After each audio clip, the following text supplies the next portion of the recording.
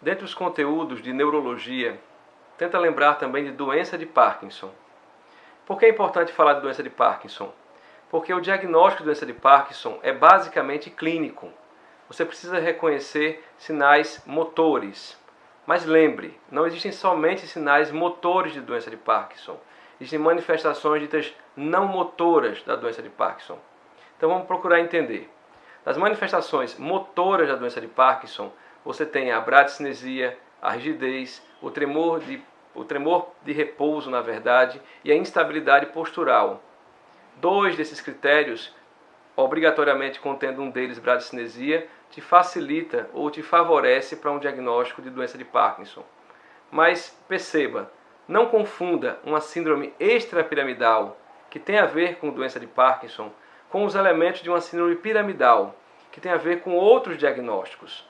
Não confunda sinal de Babinski, hiperreflexia, espasticidade, hipertonia elástica ou hipertonia espástica com temas relacionados à doença de Parkinson. Eles não têm nada a ver. São elementos característicos da síndrome piramidal.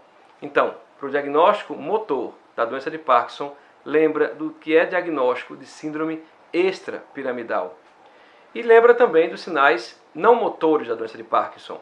A perda da olfação, comprometimento do paladar, a anosmia, o comprometimento do sono, com alteração do sono REM, na fase rápida dos olhos, sono REM.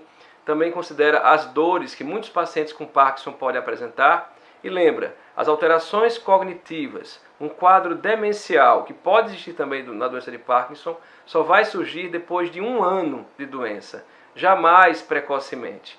Isso porque muitas vezes não atentar para esse detalhe faz com que você ache que um paciente que tem sinais de Parkinson e quadro demencial precoce, ou seja, com menos de 1 ano, tenha doença de Parkinson. Não, ele tem nesse caso doença de Levy. Por isso, lembra disso. Quando falar em doença de Parkinson, existem sinais motores, não motores.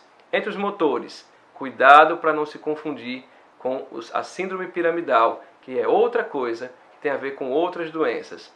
Lembra da bradicinesia, da rigidez, lembra do tremor de repouso e lembra da instabilidade postural.